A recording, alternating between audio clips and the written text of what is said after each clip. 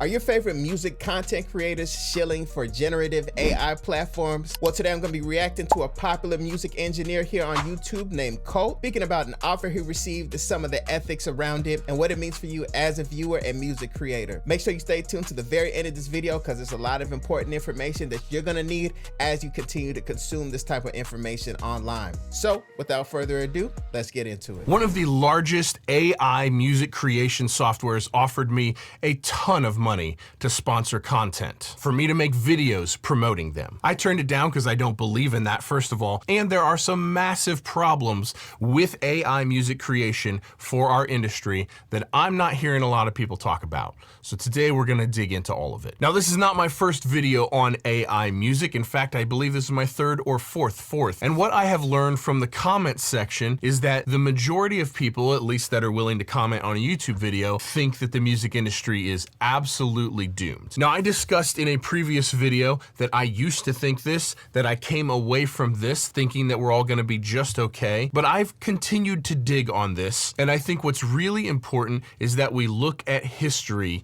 to see where this is gonna go. History repeats itself almost always.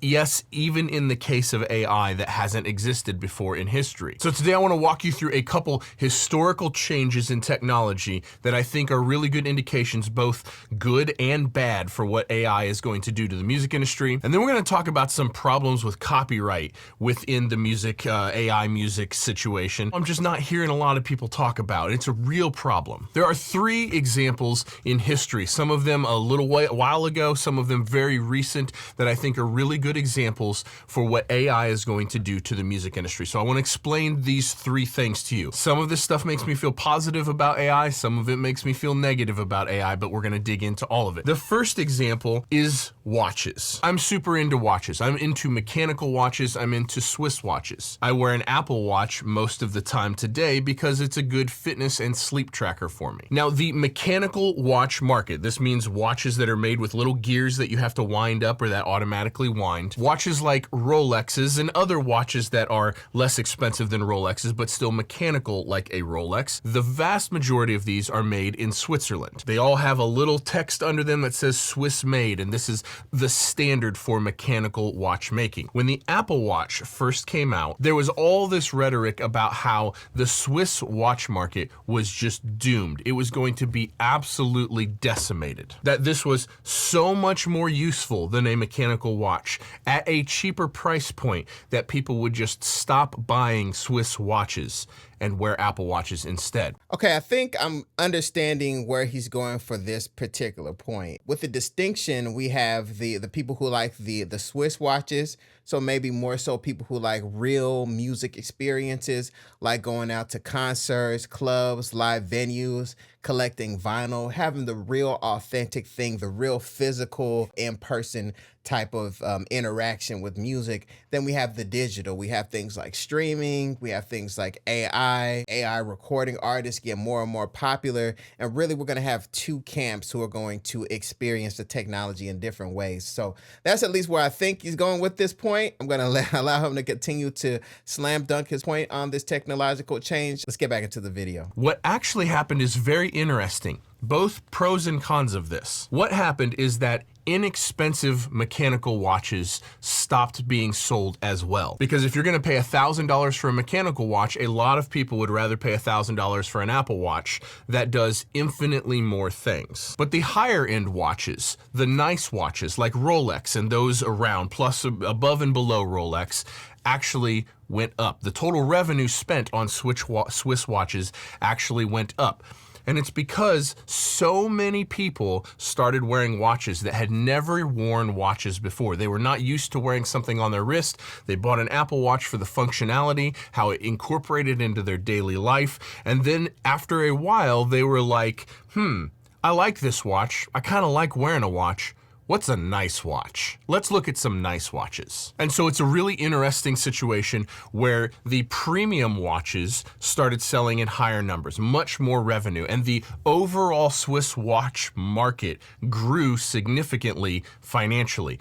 But the mid-range and lower end mechanical watches got squeezed a little bit harder, and they had to become better value. So hang on to that. We're gonna talk about how that relates to AI and music shortly. The next example is about radiology with AI. Now, radiology is reading x-rays, basically, and there was an expectation as hospitals and clinics started using AI to diagnose problems with x-rays, there was this expectation that it was just gonna decimate the radiology industry, that hospitals would stop hiring radiologists because AI was going to do such a good job at diagnosing it that we didn't need as many radiologists. A lot of people fully expected AI to wipe out the radiology department. What actually happened is very interesting because it's been a few years now since this has been implemented, and so we have some real data on this. There are more radiologists working today than there ever has been, and there are still many, many job openings, which means that the need and demand for radiologists continues to grow. AI is really, really good at identifying problems in radiology, but it can't make the diagnosis or treatment plans itself. Not only is it kind of not capable, but also you need a human to check for errors, and you need a human to create a treatment plan. I see where he's going with this on this comparison as well. So really in technology, there's a school of thought where people are going to be using AI in conjunction with the human mind and human experience. So AI is of course advancing, it's learning on a lot of different things, but at the same time, it does have room for error. So I don't know if you guys have seen this clip online of an individual speaking about, how do I get to the car wash? Should I walk to the car wash or should I drive to the car wash? GPT, I need to wash my car and the car wash is 100 meters away. Should I walk or drive? Honestly, 100 meters is barely a stroll. It'll take just a minute or two on foot. Unless you've got heavy gear or there's something unusual going on, walking is probably the simplest and most pleasant choice. Plus, you'll save a little gas and get a tiny bit of fresh air. All right, so you think I should walk to the car wash instead of driving my car there? That's what I do. As advanced as AI is so far, there's definitely still those flaws that happen, and you definitely don't want the flaws to happen in the medical field because that could be catastrophic. So the human mind, the human taste, the human perspective is definitely still needed, and let's see how that's going to relate to the music industry as well. So let's get back into the video. All right, the third example that I have, and I promise I'm going to tie all this together into what I think is going to happen in the music industry here shortly. The next example is the camera phone. I don't know how many of you remember this or were paying attention to any of this, but when they started putting decent cameras in cell phones, a lot of people thought that it would just decimate the photography market, that photographers would be out of work. So I did some research on this because I clearly remember this being a thing. I remember having photographer friends back in the day that were very concerned about their livelihood because of this. Just jumping in, right? I actually just thought, what if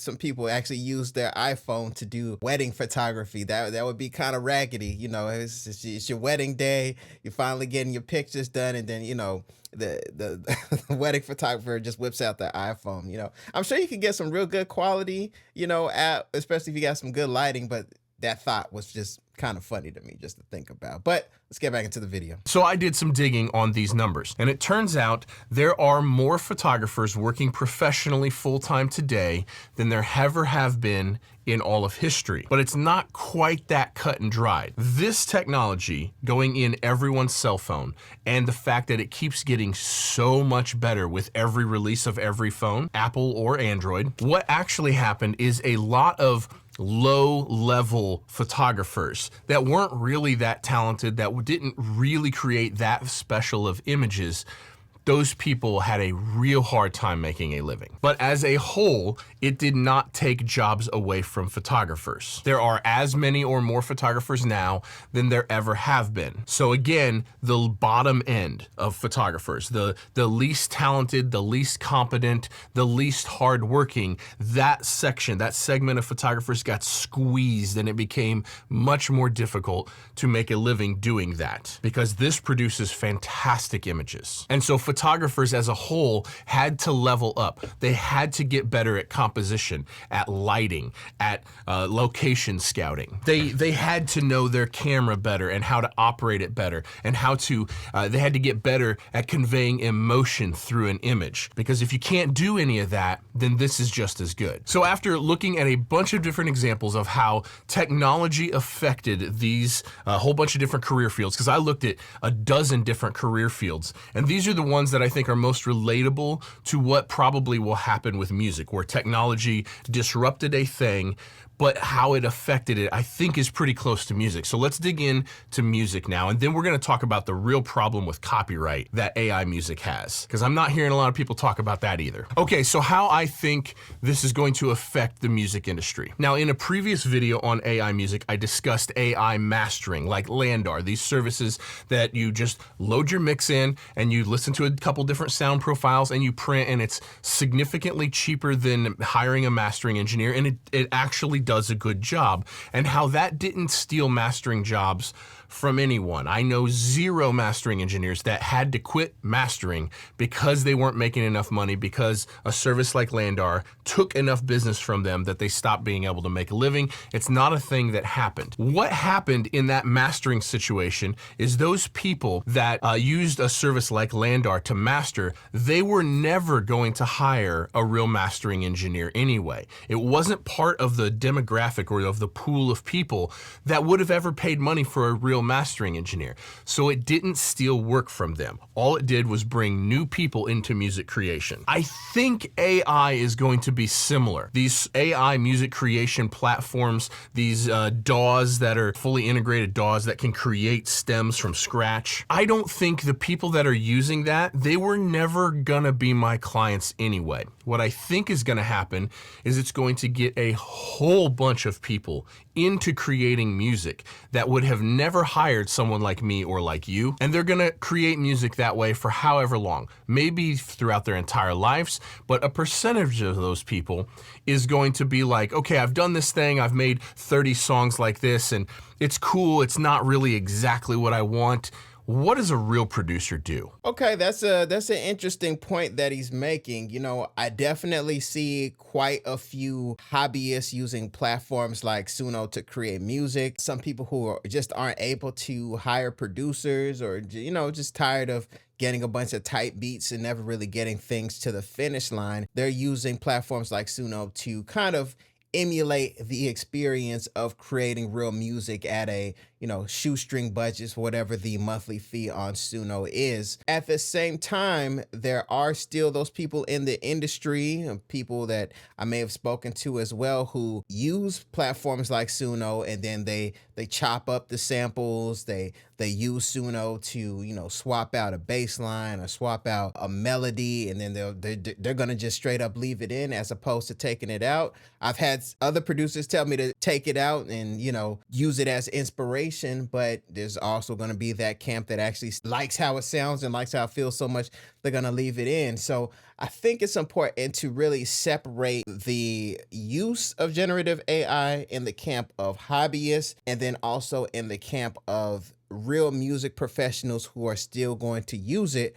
Because especially if you have some type of project studio where you have different independent recording artists coming in and they're recording at home, then they're going to the project studio where, you know, there's real equipment, real microphones, things of that nature, and then they're going to be accustomed to the speed of doing certain things on generative AI platforms like Suno. I get his point, and that may be true for a period of time, but I think quickly those hobbyists, they're going to quickly start to infiltrate the main, not want to say mainstream, but the more professional side of things. You know, it happens all the time. I remember making beats on FL Studios called Fruity Loops back in the day. That was seen as super amateur, super unprofessional. You're just messing around. You need an MPC and things like that. Then as we can see through history, it started to just infiltrate more and more as time went on. So as of now, this may be true. We might see a much larger pool of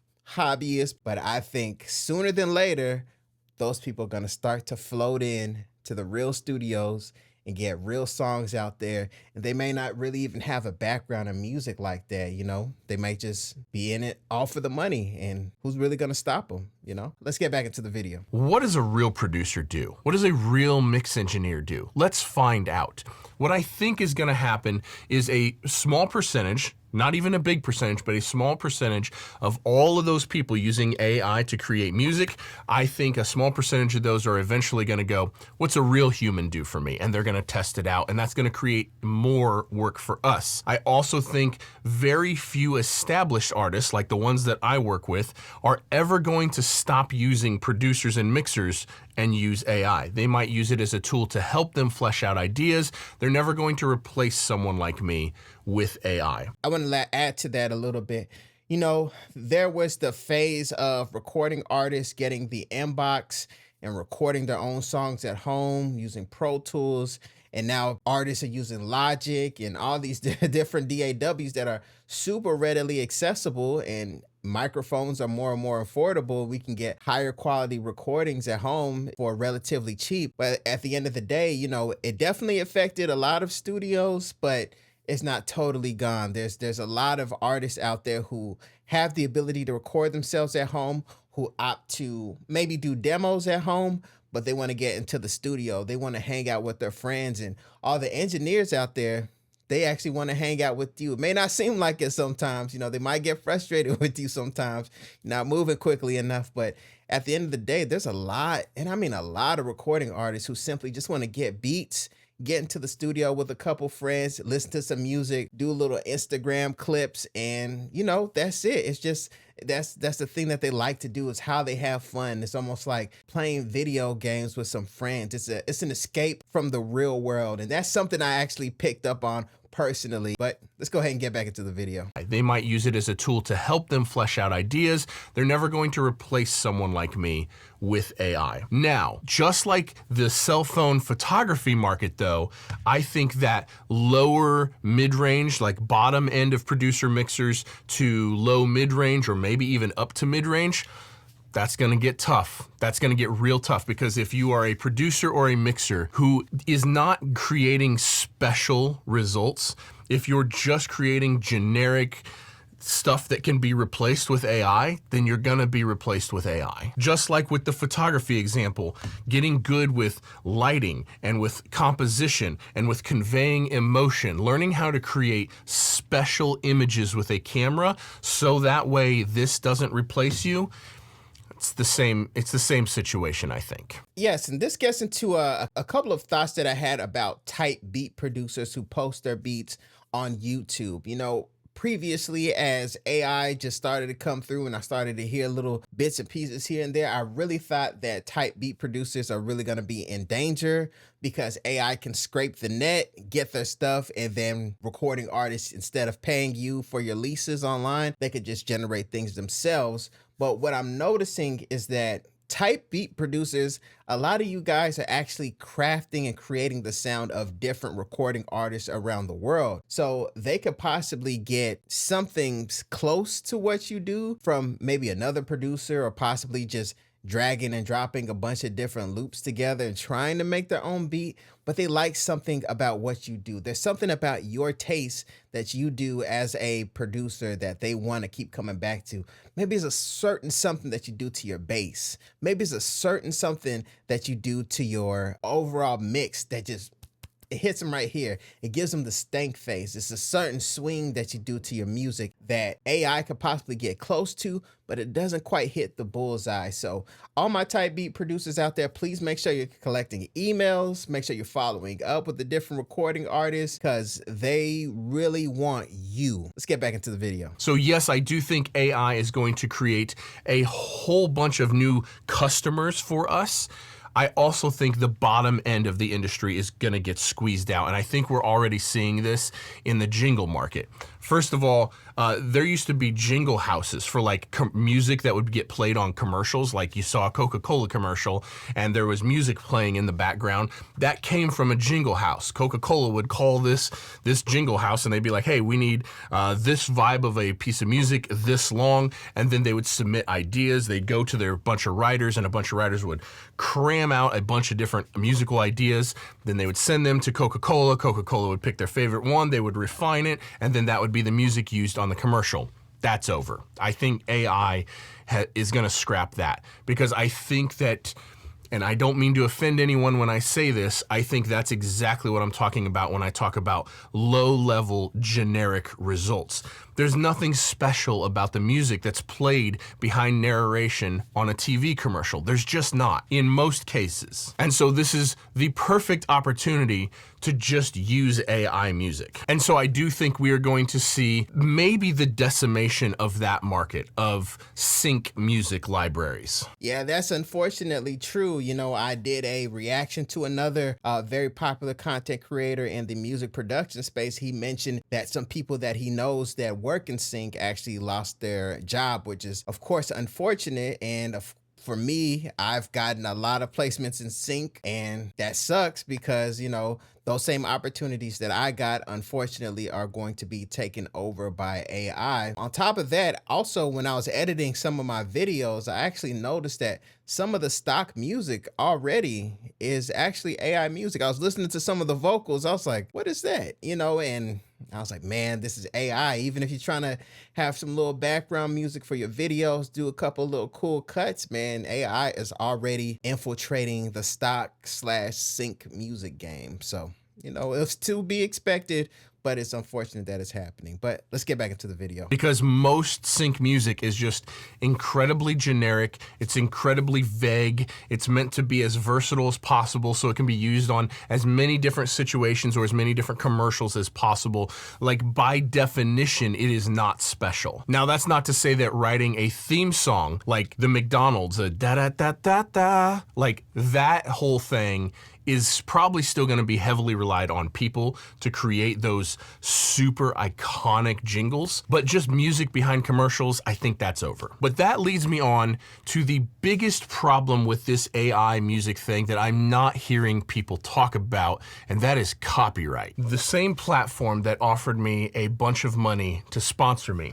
and it was real money. I am getting flooded content on my socials, on TikTok and on Instagram, of other creators that very clearly took the payout. And they're being a little bit deceptive about it too. Tons of these Instagram guitar players that are very flashy and very proficient at their instruments are using this platform to create the background music for their songs. And they're tagging them and they are promoting it as like, this is the greatest thing since sliced bread. And it infuriates me because they're obviously getting paid. I know a lot of people have opinions about me and how I get paid and gear transactions and all of that, but I'm pretty transparent about that stuff. I always tell you who the video is sponsored by, but also I think it's a terrible idea to take money to promote the replacement of musicians. Yes, and this gets me into the thought that I've had around influence, and that's if you repetitively see the same thing over and over, your subconscious mind can start to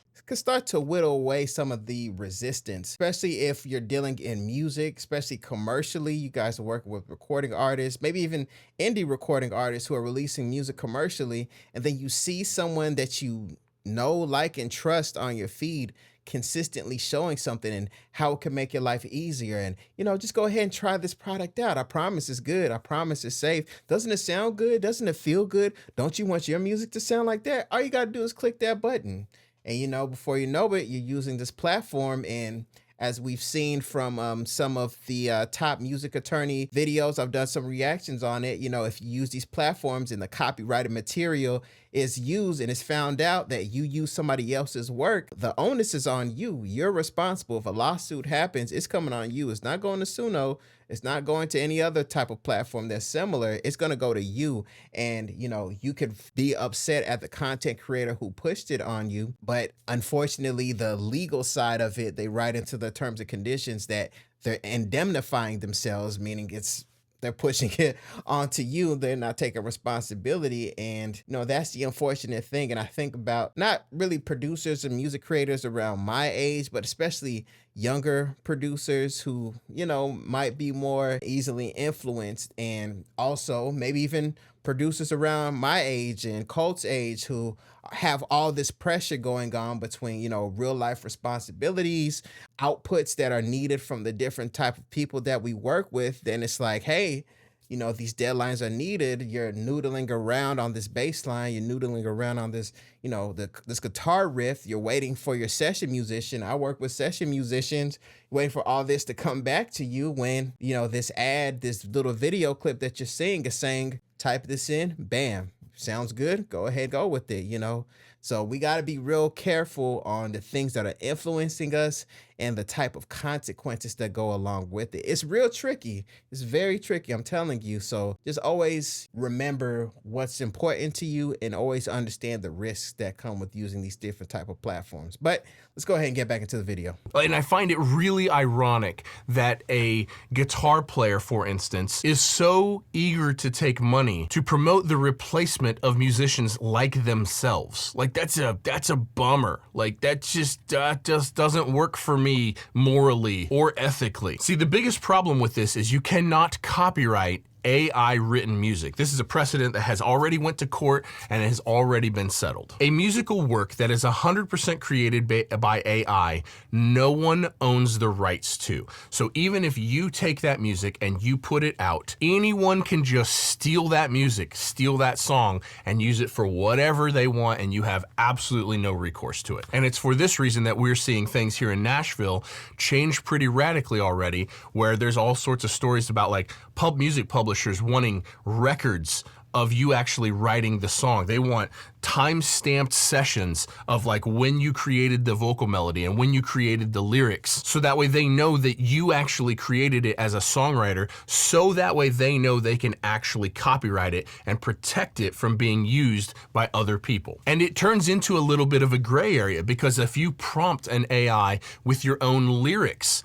then there's a sort of split in the copyright that you own. Yes, you do own a portion of that song, but you do not own all of that song. If you come up with the lyrics and the melodies, it gets even messier. And so AI written music, when it comes to big record labels, I think is going to be really difficult for them to push into the mainstream. Now, not only that, guys, but also Sony has recently came up with technology to actually attribute where the AI is actually originally being generated from, where the AI is originally being created from. So, for example, if you're using a bass line that's actually coming from, let's just say, a Sam Cooke record, or, a piano melody that's actually coming from a Mariah Carey record, and you're just having fun playing around with it, you have a friend who knows a friend and they get the song placed, then this technology by Sony AI, go ahead and Google it, look it up.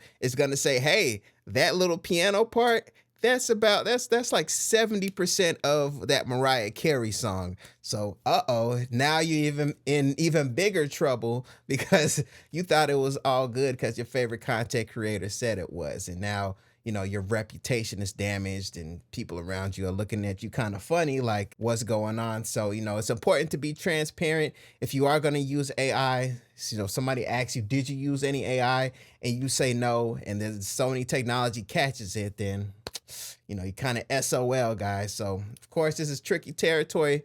But let's get back into the video. Now, I think places like Spotify, who have already been outed for doing this, they are heavily incentivized to create AI music and force it into playlists and shove it in front of people, because then they get to keep all the revenue from those songs. So we got to be real careful of watching streaming services like Spotify, because they are absolutely doing this, and it's disgusting. And I've made 100 videos explaining why you should not use Spotify. I still continue to promote that. Use any service, but Spotify. We just saw Bandcamp come out very recently saying that they will not allow any AI created music on their platform. And I really hope we see more platforms follow suit where they're just taking a stand. No AI music. If it's on our platform, it is not created solely by AI. But from a business perspective, this copyright situation makes it really, really hard for the upper end of the music industry to push AI music, and I don't think it will happen because of this. But just like in the Swiss watch market and just like in the lower end photography market,